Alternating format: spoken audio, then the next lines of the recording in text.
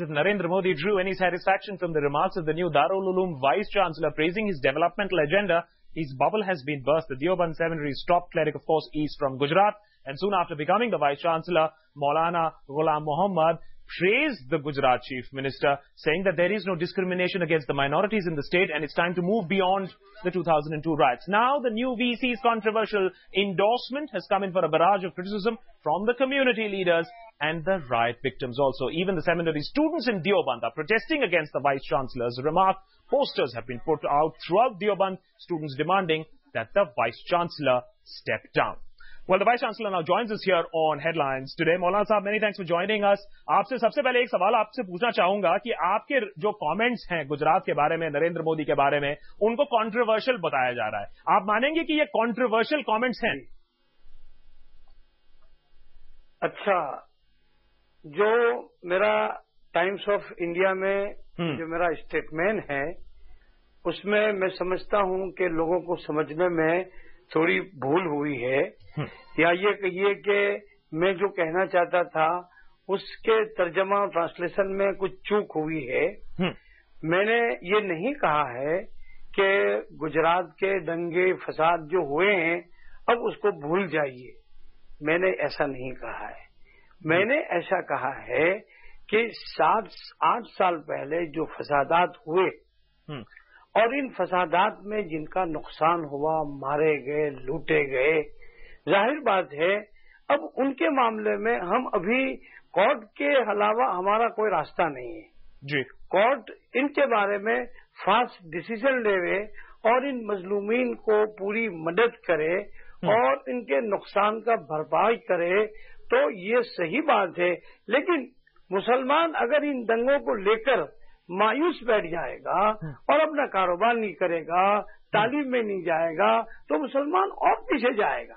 तो मैंने ये कहा है कि आप अब मुसलमानों को अपने आप को, अपने बच्चों को तालीम में डालना चाहिए, तिजारत पे पढ़ना चाहिए, अपने बिजनेस को बढ़ाना चाहिए, मुसलमानों को अपनी इकोनॉमी को मजीद दुरुस्त करनी चाहिए. ये था मेरी पूरी बात का खुलासा.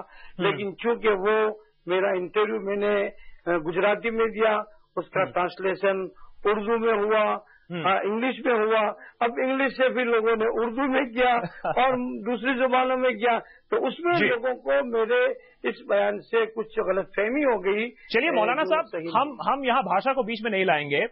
मैं आपसे साफ साफ पूछ रहा हूँ, शाही इमाम ने पूछा है, शाही इमाम ने हमसे भी बात करके ये बात कही है कि उनको आपसे क्लैरिफिकेशन चाहिए, आपसे एक माफी चाहिए. क्या आप माफी देंगे या क्लैरिफिकेशन? साहब का ऐसा शाही इमाम साहब का ऐसा कहना कि मौलाना वस्तानवी साहब ने मोदी को क्लीन चिट दी है, दिस इज अ ब्लेम, ये इल्जाम है. शाही इमाम साहब को मैं पूरे मजमे के सामने कहता हूं कि वो टाइम्स ऑफ इंडिया को देखे, उसमें साफ लफ्जों में उन्होंने लिखा है कि मौलाना वस्तानवी साहब ने नरेंद्र मोदी को क्लीन चिट नहीं दी है. और मैं कौन होता एक चीफ मिनिस्टर को क्लीन चिट देने वाला? क्लीन चिट देने वाला या तो कोर्ट होगी या तो ऊपर की कुछ ताकत होगी. हमारी क्या ताकत है? हम चीफ मिनिस्टर के बारे में क्यों ऐसी बात करेंगे? ये गलत है. और जिन्होंने ऐसा मेरे बारे में कहा, मैं उनसे कहता हूं कि वो आज भी टाइम्स ऑफ इंडिया की इबारत को पढ़ लें. मौलाना साहब, सवाल इसलिए खड़े किए जा रहे हैं कि क्लीन चिट आपने कहा या नहीं कहा उस पर नहीं, क्लीन चिट ना कहते हुए भी आपने कहा है कि गुजरात में अब डिस्क्रिमिनेशन नहीं होता है, माइनॉरिटी कम्युनिटी खुश है, माइनॉरिटी कम्युनिटी आगे बढ़ रही है. बहुत लोग इस बात से सहमत नहीं.